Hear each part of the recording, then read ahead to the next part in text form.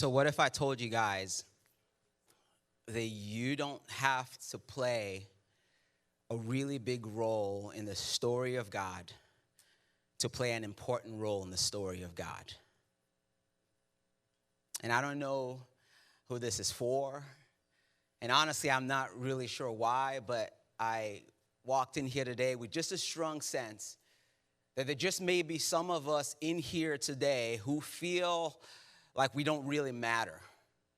Or there may be some of us in the room today who feel really small and unseen. And maybe you walked in the room today thinking to yourself, you know what, if I was not here, nobody would probably notice. Maybe you woke up sometime this week and you thought to yourself, you know what, if I dropped off the face of the earth, I'm not sure that it would really make a dent because I don't think I bring anything significant to the table. And if that is you this morning, right, if you walked in here or maybe got up any time in recent memory feeling a certain kind of way about how small and unseen you are, I have a public service announcement to you from your Heavenly Father who loves you more than anything else in the world. And it is that you do not have to play a really big role in the story of God for you to play an important role in the story of God. And again, I don't know who in the room is feeling like I just read your journal right now, but I'm telling you that the moment you and I come to the realization that we don't have to play this really big part in God's story to play an important part in his story is the moment we realize that there's so much more joy to be had in playing a small role in the story of God than we have been led to believe. Okay, and there's no doubt in my mind that for a lot of people in this room, you know that up here, but I wonder how many of us know that like here. I wonder how many of us in the room know that like deep down in here that there's so much joy to be had when we embrace and play a small part in God's big story. Can I interest you guys this morning in the story of an unlikely hero in the Bible that played an itty-bitty tiny role in the story of God, only to find out later that what she thought was a tiny itty-bitty role ended up being more meaningful than she could ever imagine. Quick story before we jump into our anchor text today. A couple weeks ago, my wife and some friends went to a 90s party at the Centennial Quarry, and she didn't invite me. Because she loves me and she knows me well enough to know that I don't want to go to a 90s party. Like, that's just not my jam. No offense if you like that kind of stuff. She likes that kind of stuff. I just don't even want. I would rather eat at Taco Bell than go. Okay? If you're new and you're like, what's that all about? I've said it before, I'll say it again. This is just my personal thing. I don't have any Bible to back it up. But I just don't think people whose hearts have been redeemed by God should ever eat at Taco Bell. I think it's a compromise of our moral integrity. Like, it doesn't make sense. And I know that some of you in the room, and you always, like, get all worked up when I say this because you're like, I love Jesus and I love Taco Bell. You know what? Maybe find another church. I don't think this is going to work out, okay? I'm kidding. Relax, I'm kidding, all right?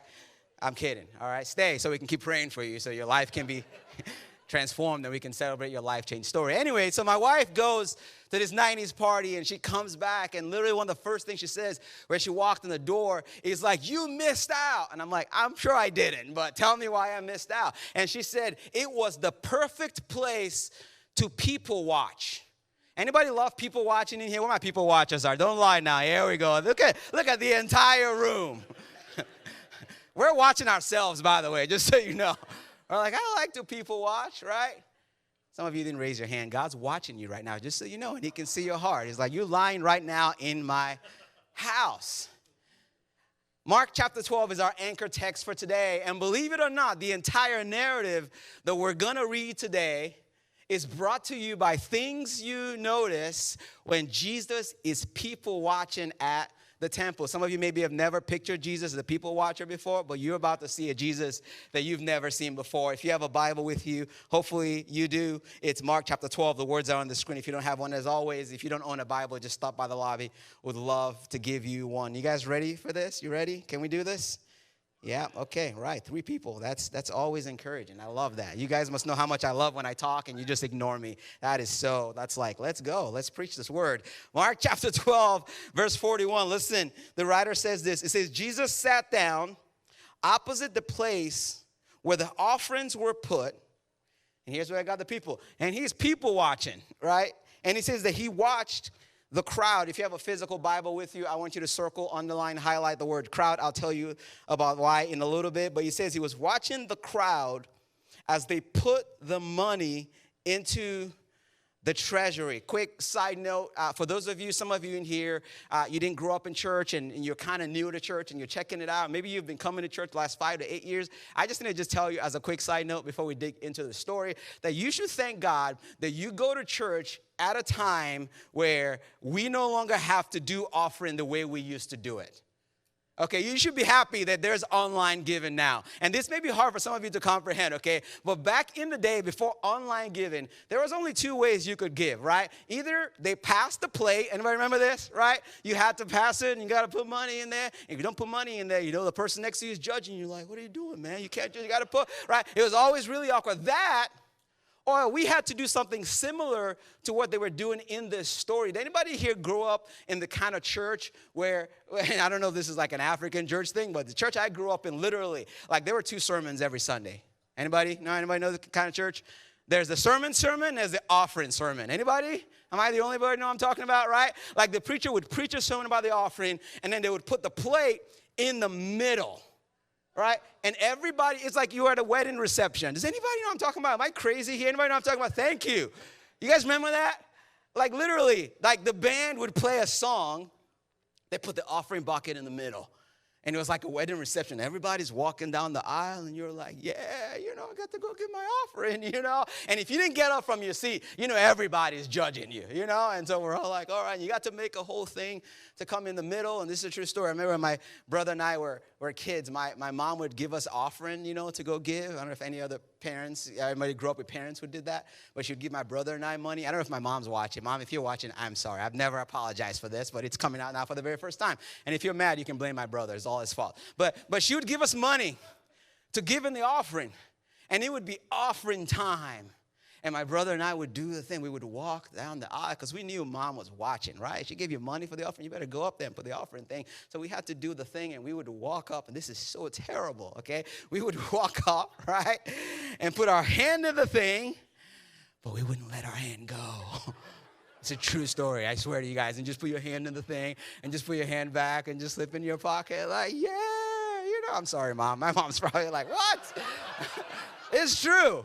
We would.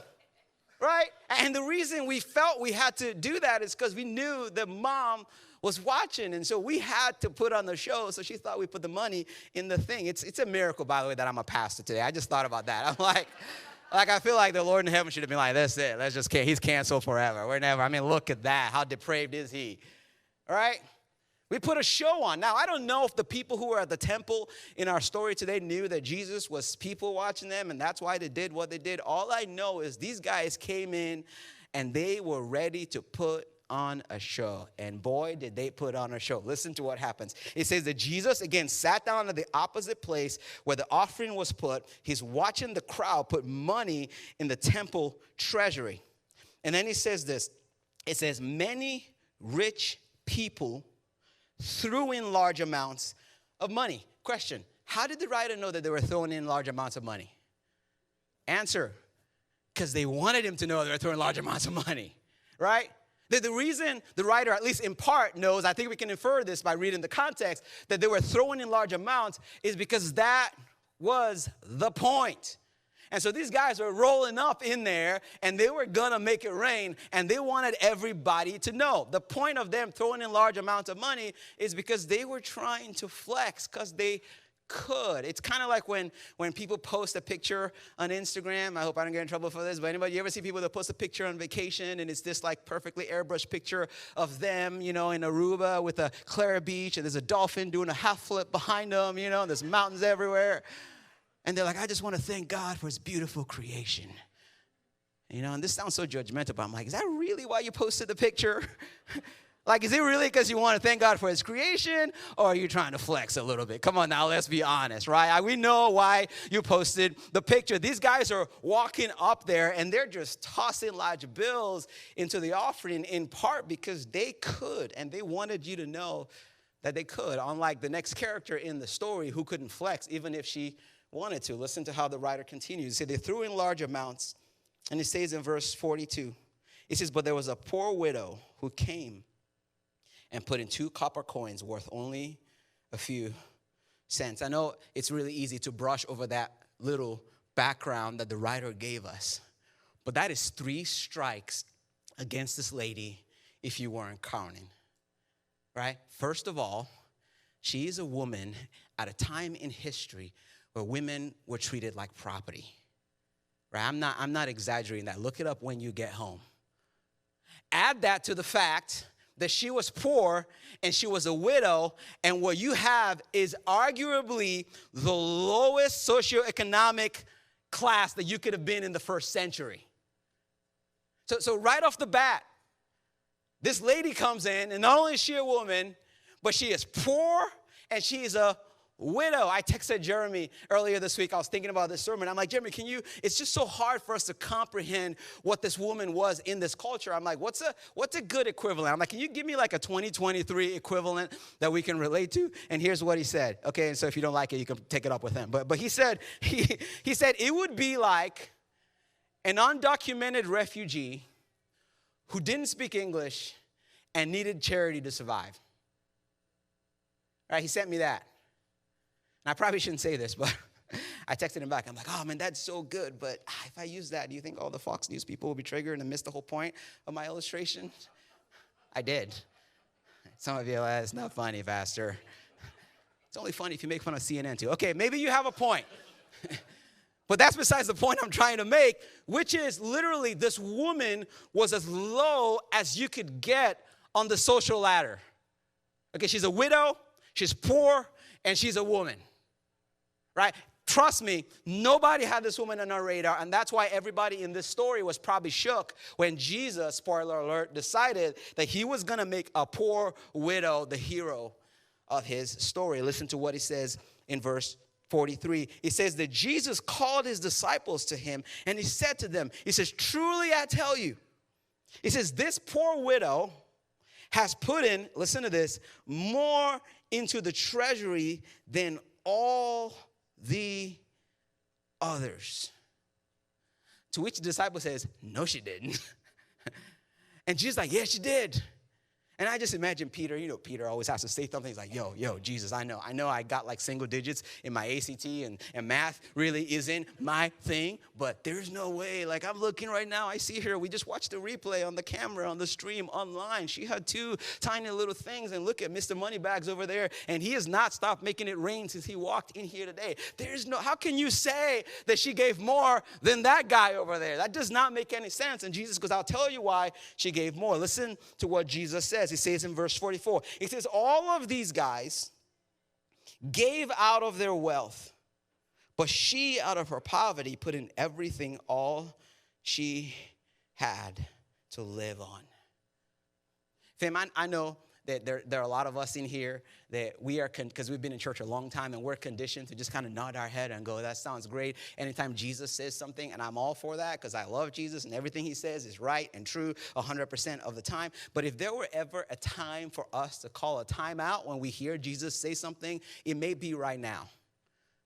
Right? I can't think of a better time for us to call a timeout and catch our collective breath and for you to actually ask yourself if you actually believe what Jesus just said. Because I'm telling you right now, this isn't just crazy talk. This is, I don't have a filter for this kind of paradigm or framework anywhere in my mind. I'm going to read it to you guys again one more time, but this time I'm going to give you time to just process in your mind what you really think about what Jesus just said. Again, this is a real story. This is not a parable. He's at a temple. All these people came in with large bills. The lady came in with 2 tiny little copper coins. And Jesus is going, hey, I want you to tell you guys something. I want you to listen to it. I'm literally going to give you time to think about what you think about what Jesus says. It says again in verse 43 that he called his disciples to him. And he said to his friends, I'm going to tell you the truth. I don't know what you see, but I'm going to tell you the truth right now. This poor widow, she put in more in the treasury than all the others. Because they gave out of their wealth, but she, out of her poverty, put in everything. And she put in all she had to live on. I'm going to give you a few seconds to just let that sink in.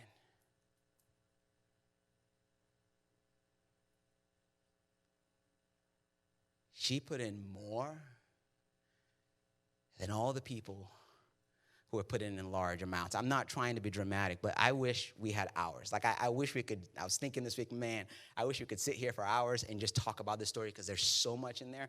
But we can't do that, unfortunately, because we're on a clock, okay? And this is like one of the last Sundays that some of you are going to have with your significant other before NFL takes over our entire lives.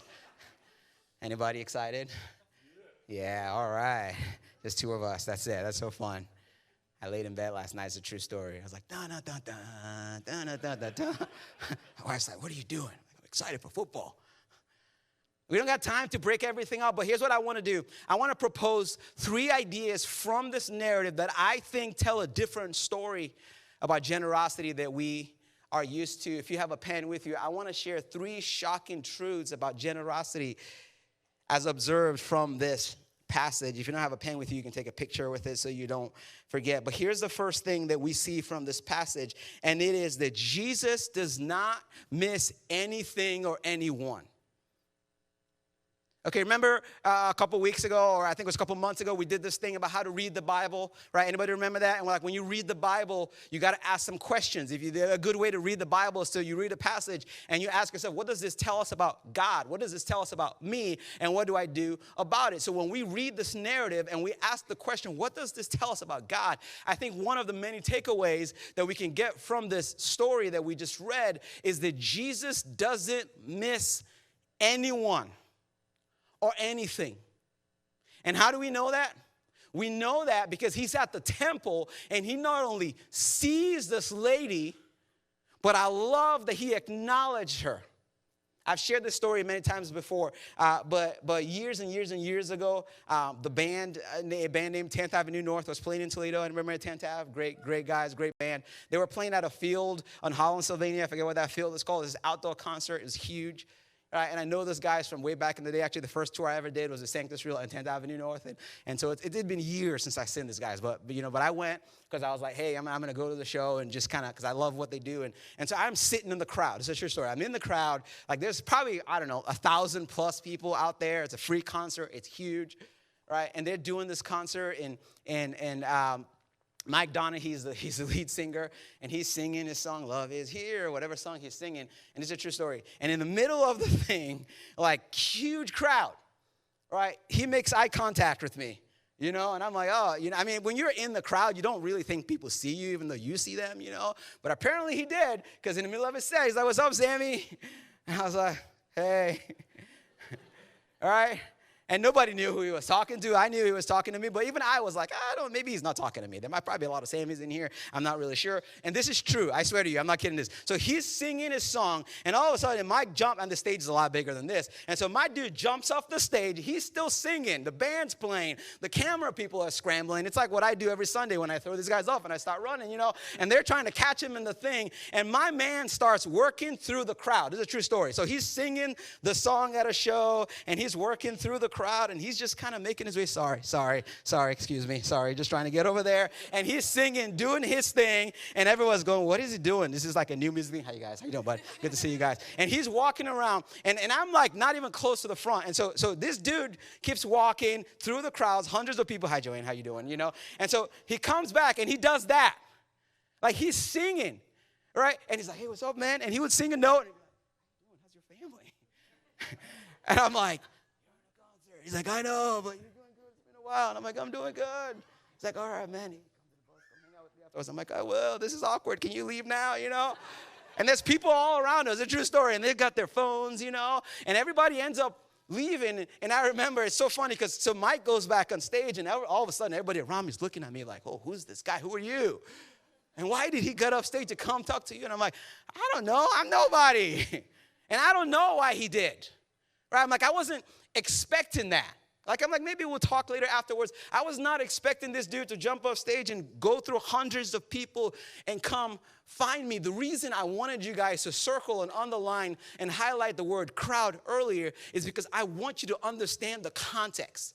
I want you to understand that this isn't a story of Jesus at the temple and this lady kind of snuck in the back door when everybody else had left and he's like, oh man, he had no choice but to see her. No, the writer says that there was a crowd.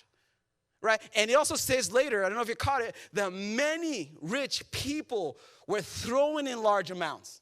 And so not only was there a huge crowd of people at the temple, but there was a lot of rich folks who were putting on a show. And don't miss this. Somehow, in the midst of the show, in the midst of the crowd, Jesus saw a lady in the back, maybe in the ragged sweater, and she's got 2 cents in her hands that she's just clenched together because that's all she had to give God. I'm telling you, it cannot be understated how much Jesus, how important and how huge of a deal it is that he saw her.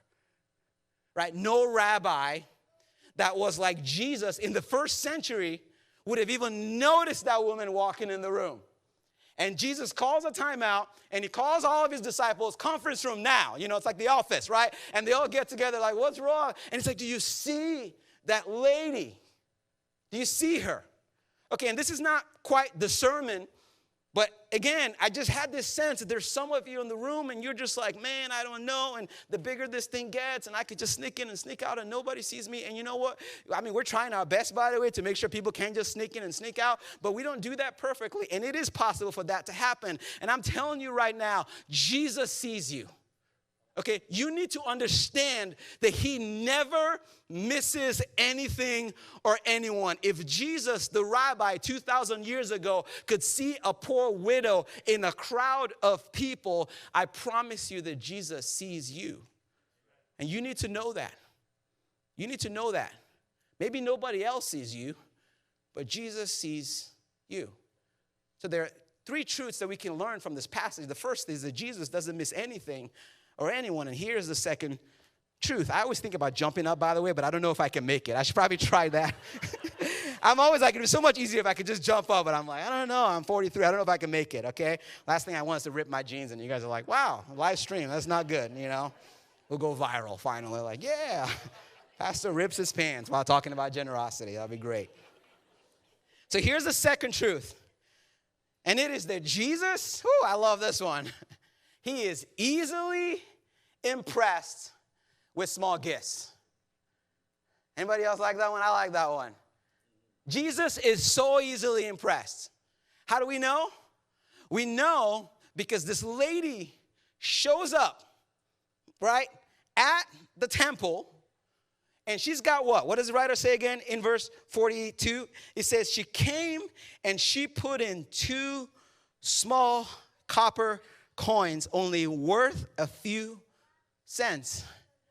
I snuck in my kids' room this morning, even in Nora's room, while they were sleeping because I was up early. Because I was like, man, I need a couple cents. And so I was going to go in their piggy bank and get a couple cents out. This is true. And as I was walking in, Eden opened her eyes and looked at me. She's like, what are you doing? I'm like, nothing. I just left. Because I still owe them money. That's a whole different conversation. I do. I owe Nora $20. She's like, remember when you went to play poker with your friends, and you didn't pay me back? You were there. Ted took my money, actually. He did. Caleb hosted, Ted took my money. There you go, right there. All right, so if you're going to judge me, judge them. They're sitting together right there, obviously. It's true. Did we not play in your attic? Look at your daughter's covering her face like, Dad. You don't know. He says, I don't know you. You took my money, though. Actually, Ted took all of our money. But anyways, Nara still brings it up. I haven't paid her. She's like, you got to pay me back. I'm like, I will. She's like, Thursday. I'm like, why Thursday? This is a true story. My daughters, they're crazy. She's like, Thursday is payday. I'm like, how do you know that? This is true. I'm like, I don't even know that. She's like, well, we were at Target and we asked mommy to buy something. She said we couldn't buy it until Thursday because it's payday. I'm like, babe, why are you telling our kids? Now they're holding that like, Thursday is payday. Pay up, Father. I'm like, okay, calm down. All right, calm down. Anyways, so I had to rob someone else. Couldn't rob my kids. But I want to put this in perspective for you. Right? The writer says worth only a few cents. So just, again, this is not a parable. This lady rolls up, and here's all she's got. And Jesus is like, oh, wow. He said, come here, Peter, Andrew, come here, Bartholomew, come here. You guys, I got to show you something. You're not going to, just come, everybody come. I know you're looking at all the guys that are making it. No, come. You're missing the real deal. He's like, look. He is so impressed by a few cents. Here's the moral of the story if you're not catching it. Small is not small in God's economy. Do you know that? Small is not small in God's economy. Or to put it a different way, small is not synonymous with unimportant or unmeaningful or irrelevant in the story of God. And if you whiff on anything else I say during this generosity series, please take this one with you because it is a game changer. I'm telling you, when we realize that small is not synonymous with small in God's economy. And I think for a lot of us in here, maybe for some of us, if we're honest, this is why we have not leaned into a lifestyle of generosity. Right, we talked about this last week, right? We talked about how generosity, if you missed the conversation, by the way, go listen to it on YouTube. It's the entire context for today's conversation. But what we said last week is that generosity starts with what? Anybody remember? God's grace. Thank you, Ava, right? That's where it begins. We don't give so that God can love us. We don't give so God can be friends with us. We don't give so God can show us favor. No, we give because he already loved us, like we just sang. I'm already chosen. I'm already loved. I'm already accepted. He has already given everything to me. And because he's given everything to me, I get to now give back in response to him. That's what biblical generosity is all about. But I think that there are some of us who we believe that and we've experienced that, but we have disqualified ourselves from giving because we think our gift is too small. And Jeremy talked earlier about young adults. I love young adults. Don't be offended, everybody else. That's by far my favorite demographic. It is true. He was speaking facts. And if I could just pick on the young adults just a little bit in the room, this is probably the season of life where it's easiest to believe the lie that small is irrelevant in God's story.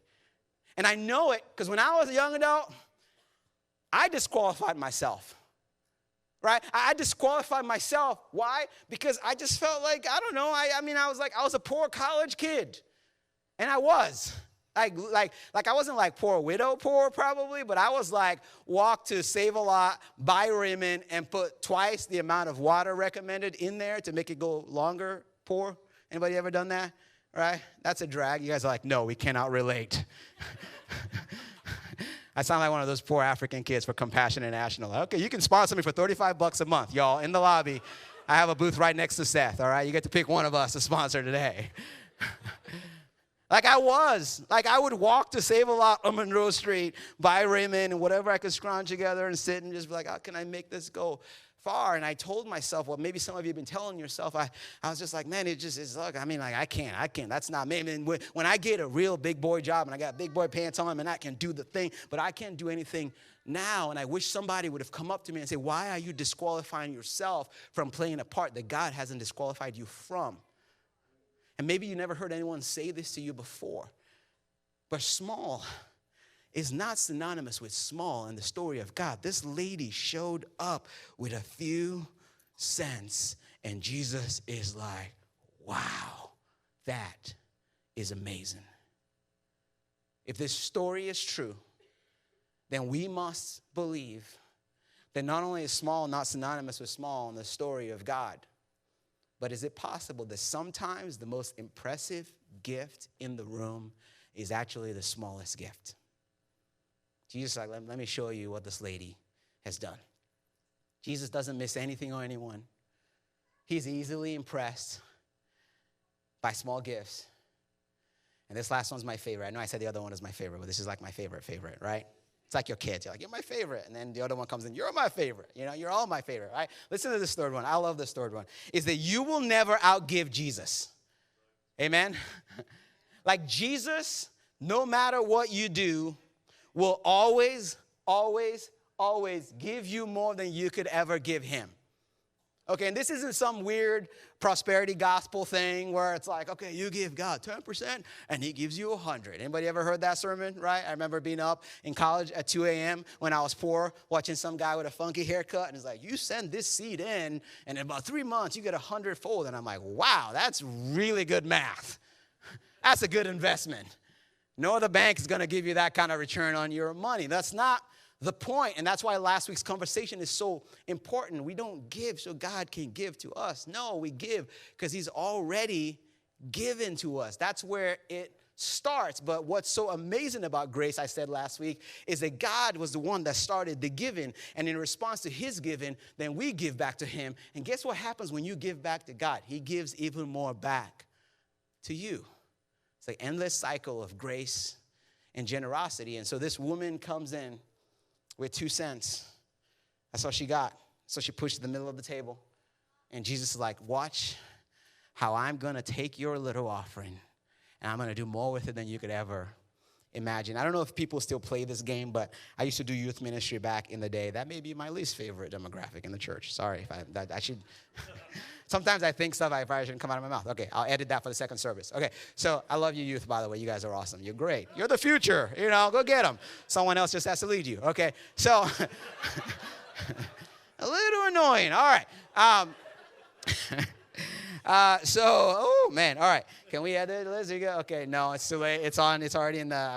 Do we have a lag time between now and streaming online? No, she's like, it's already there. Okay, all right, too late. So I used to do youth ministry back in the day, and we used to play this game called Bigger and Better. Anybody ever play Bigger and Better? It's the craziest game in the world. I was working with Student Venture. It's like the high school ministry, I think, of Campus Crusade. We were in Orlando for a summer, and we played this game all the time. It's called Bigger and Better. So you take a group of students and the leaders, and you put them in groups, right? I don't think you can do this anymore in 2023 because things are a little bit different now. But back then we did, right? You put them in groups of 10, and what happens is you give them something small, something random. And so I went in the kids' space earlier, and I got this little toy car right here. Seems pretty worthless, right? But the idea is you give them something. And so I'm in a group with 10 high school kids, middle school kids, and they give me like a toy car, a lint roller. Just think of like something random that you pick off the floor. And the idea of Bigger and Better is that you're supposed to go. First, you're going to go to a random house. Again, probably can't do this now. You knock on the door to a random house. They open the door. And you say, hey, we're playing some kind of scavenger hunt called Bigger and Better. And here's how it works. We have something that we're going to give you, and we need you to exchange it for something bigger and better. Anybody ever play this game? Like, okay, yeah, a couple people. We need something bigger and better. At first they're like, well, what is that? We're like, just something bigger and better. So they go in their house, and they're like, okay, a trash can is bigger. Is it better? Probably better. That was worth like 2 cents. And so they'll come out, and they'll give you a trash can, they'll give you a basketball, they'll give you a laundry basket. I mean, the randomest thing in the world. And so you take the laundry basket, and you're like, great. And then you go to the next house, and you knock. Say, we're playing this game called Bigger and Better, You're supposed to take this and give us something better. And they're like, oh. So they go in their house, and they're like, okay, I got a mattress that we haven't used in a long time. It's my kids' feet all over, So it's like, it's bigger. I don't know if it's better, but we don't have trash day coming anymore, all unlimited pickup. So you can have it. And you're like, oh, okay, I guess, So you grab a mattress with all the kids, and you're walking down the street, and you go to someone else's house, and you're like, got a mattress, We're playing bigger. Can you give us something bigger and something better? And so you do that all night, and everybody meets in the parking lot, right? And you get to figure out who came up with the biggest, best thing, all right? The most I ever saw was a TV. Well, don't be impressed. Like the old school wooden TVs, not a flat screen. Those big ones I talked about a couple weeks ago where like 90% of the TV is a tree, and the screen's like this big, and it weighs like 3,000 pounds, I'm like, we need a truck. We need a U-Haul to get this. I've seen that. And I mean, I can't confirm this because I wasn't there, but word on the street, when we played this game in that summer when I was interning with youth, is that there was a group that actually literally came back with a truck. Like, people swore by this. Like they played bigger and better, and they stopped by this guy's house, and apparently this guy was in a giving mood because he gave them a truck. Like they drove a truck back into the parking lot with the title and everything. They're like, man, we started with a lint roller, and now we got a truck. And all the youth leaders are like, this is not enough. We weren't trained for this. What do we do? Who keeps the truck? The kids? Do we keep the truck? You know, do we donate the truck? What do we do with the truck? But can you imagine, though, that kind of an upgrade? Can you imagine starting out with something like this and you end up with a truck, right? That's the upgrade in this story. I don't know if you caught it or not, but this lady started out with what? What did it start out with? 2 coins worth a few cents. And guess what Jesus did? He made it bigger and better. And here's how he did it. It has been thousands of years since this happened. And you've got a random dreadhead guy from Nigeria standing on the stage in Toledo, Ohio, telling the story. How crazy is that? I mean, think about it. Do you think that lady got up that morning and is like, oh, yeah, man, I'm going to take my 2 cents and I'm going to put it in the box and watch what God's going to do. There's going to be, this story is going to be told through thousands of generations. Millions of people are going to talk about what I'm about to do right now. Like, do you think that was anywhere in her radar? No. She couldn't even imagine it. And she just showed up, and she probably was thinking what a lot of us think, like, it's just not that much. It's just a little bit, and it's not even going to make a difference, man. I mean, look at what that guy just put in. Like, this is like nothing. And Jesus is going, hey, you're not going to outgive me. Watch what I'm going to do. I'm going to take this little story of your 2 cents, and I'm going to blow it up into one of the most shared story in the history of the world. Jesus not only sees and doesn't miss anyone. He's not only easily impressed by our small gifts, but Jesus will always, always, always outgive you. Because that's what his grace is all about. So, here's where you and I got to make a decision.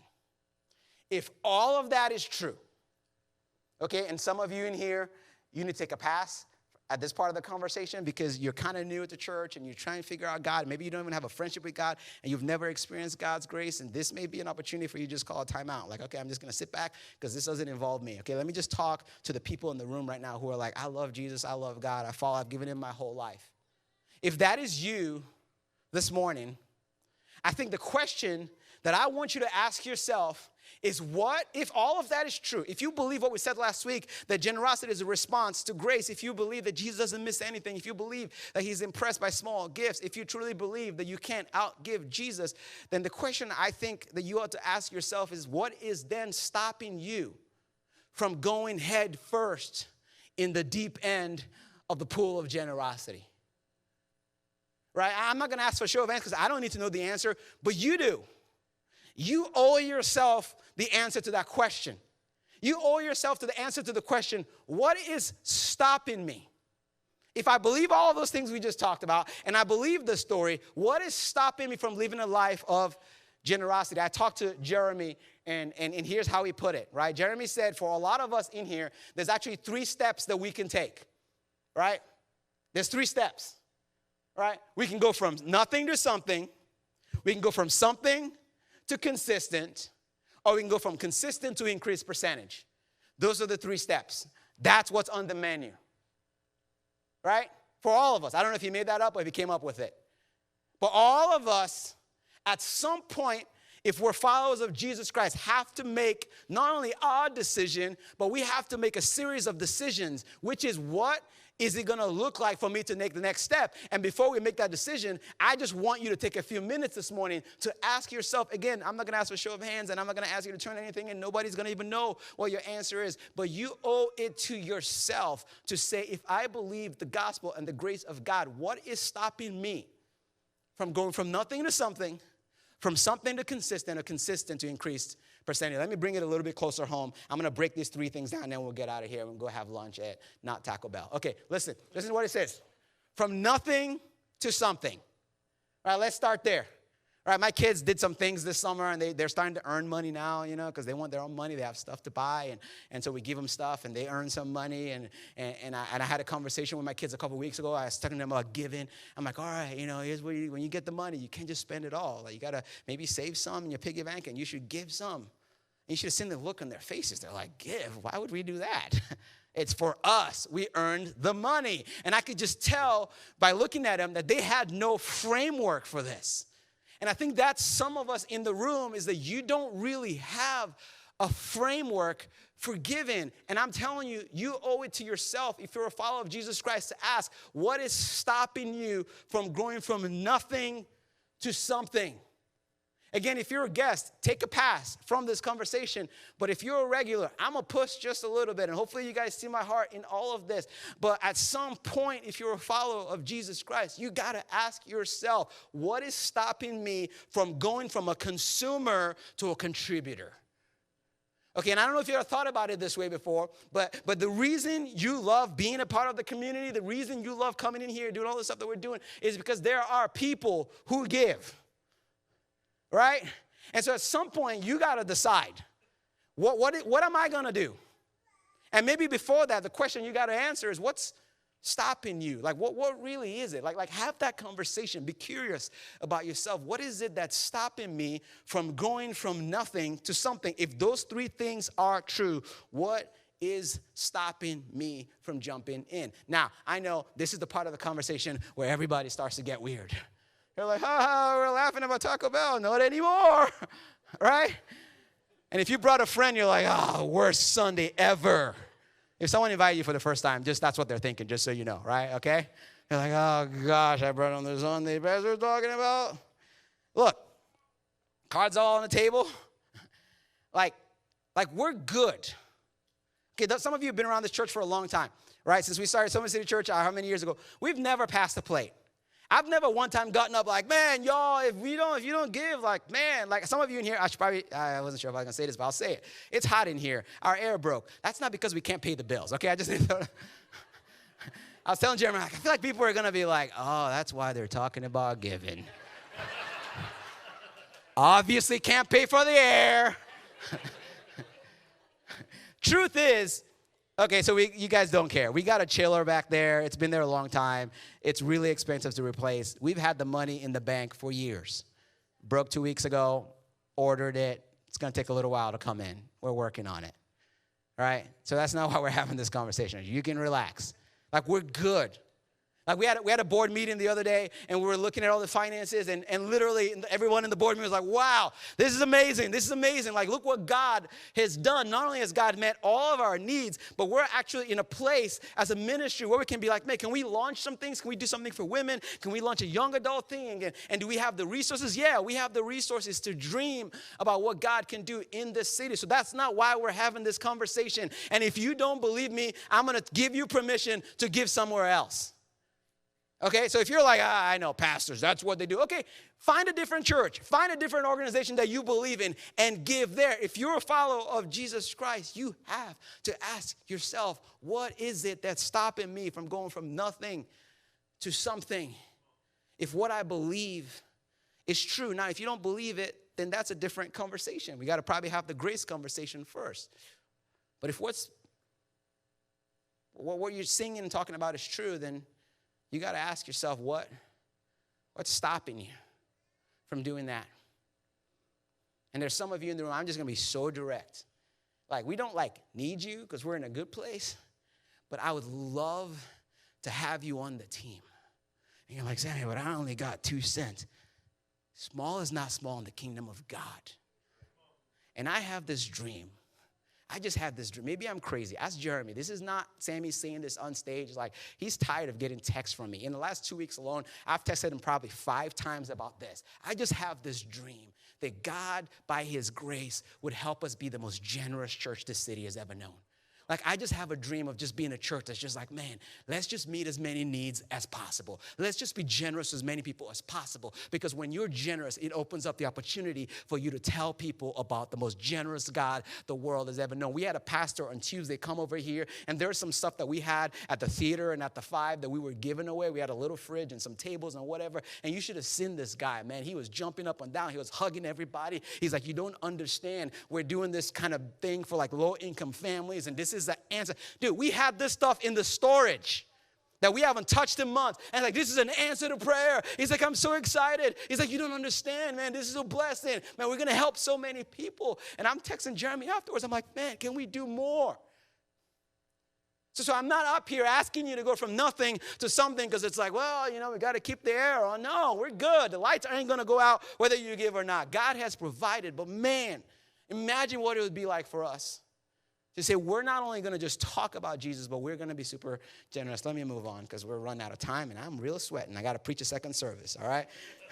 I need to start bringing a change of shirts, you know? Okay, so here's the second step. It's not only nothing to something, but there's some of us in here, we do something, right? And so for those of you who do something, I want to challenge you to say, what does it look like for you to go from something to consistent? I took my daughter to Mr. Freeze the other day because we were in the mood for some overrated ice cream. And so we went to Mr. Freeze. And when we got there, it's true. You know it's true. You only go there because you got a lot for a little. So we go there and we buy the ice cream. I buy with Nora. It's after soccer practice. And she's like, can I pay? And so they're let me take cash. I gave her the cash to pay. And I noticed the girl who was serving us had a little tip jar that said, help me go to college. And I was like, wow, she's going to need like, I don't know, 100,000 of those things to be full to pay for one class, you know? And so I reached in my wallet and I give Nora an extra $1, and she's like, I have enough. I'm like, no, that like give, like I'm like, that's for like the tip, like that's for her college, okay? And she's like, oh, cool. And she gave, and she like had the smile on her face, and you could tell that she was excited, you know, to donate to her college fund, you know?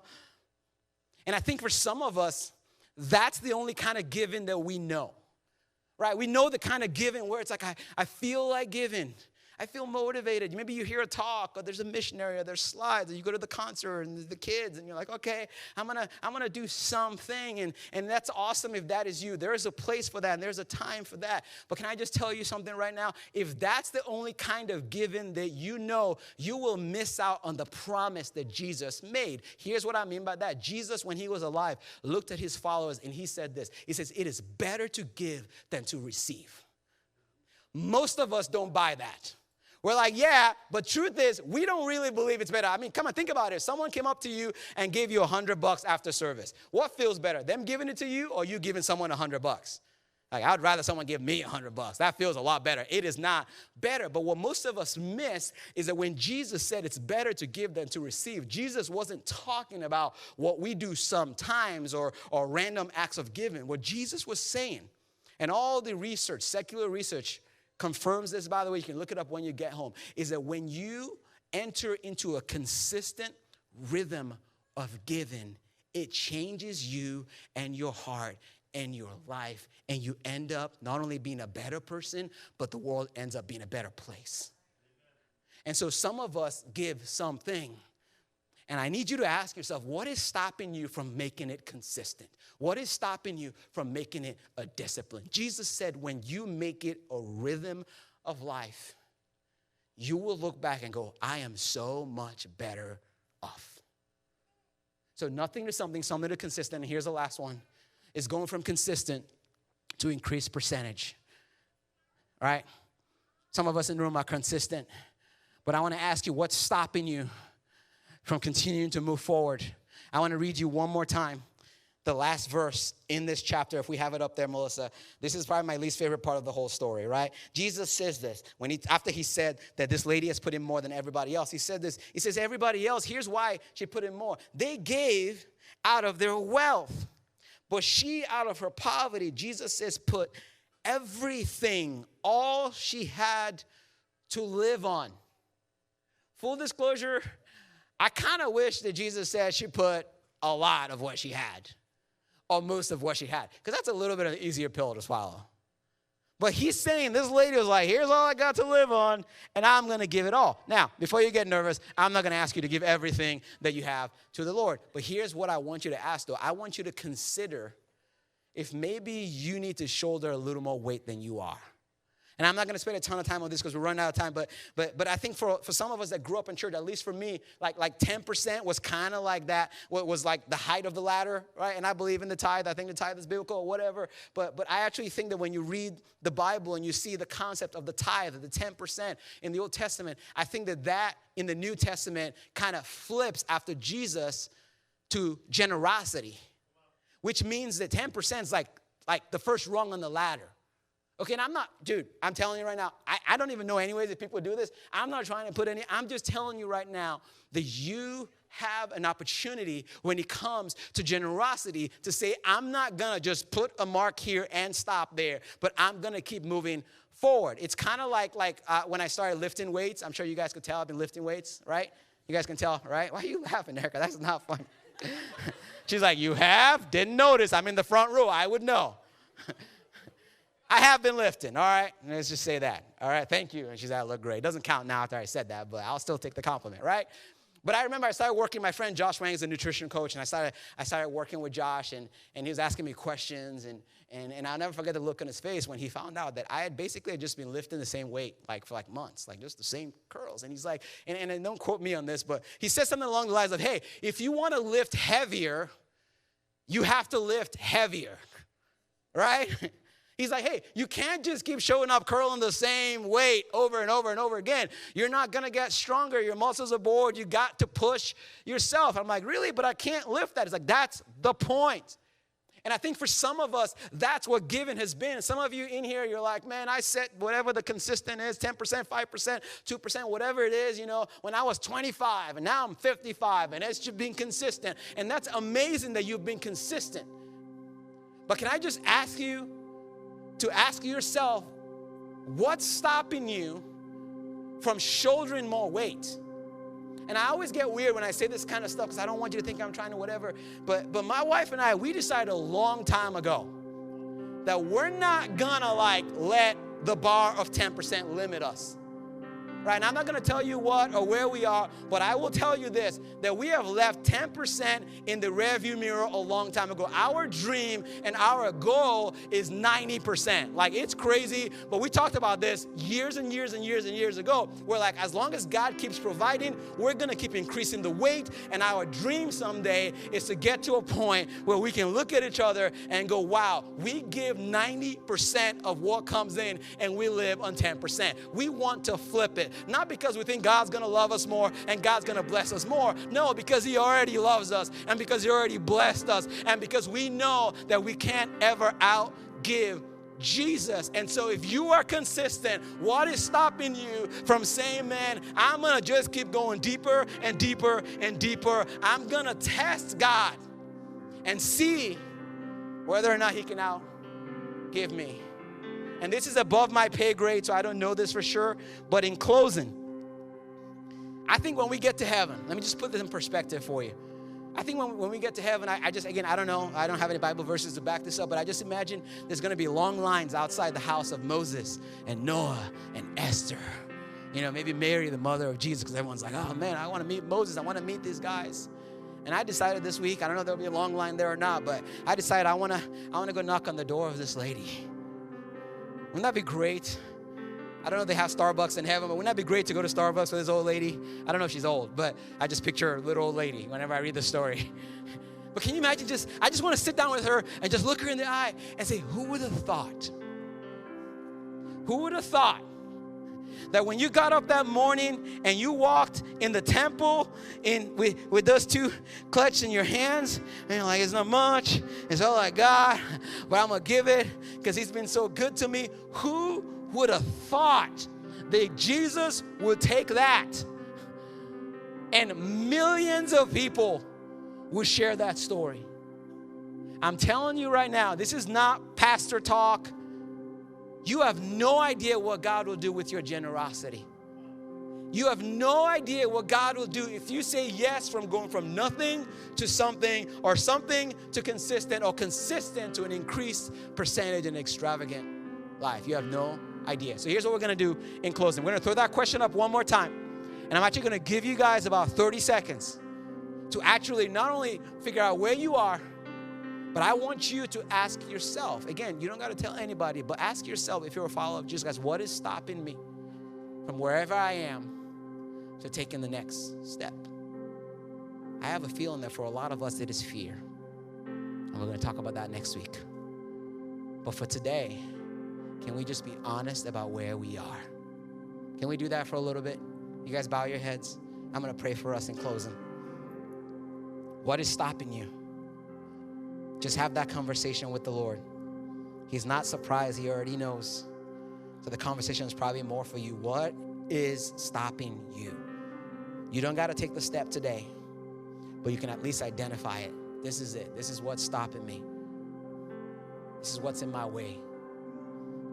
Jesus, I just pray for clarity. I pray for wisdom. I pray for discernment. For some of us, it's fear. For some of us, it's debt. Some of us is we don't even know where to begin. For some of us, it's I don't know what it is, but you see us. You know us. So I just pray for all my friends in this room. Give us courage. Give us wisdom. Empower us. But help us do this in a way that honors you. Help us be the kind of people that are known for our generosity. Give us the courage to take that next step for you and for your glory. In Jesus' name we pray. Amen.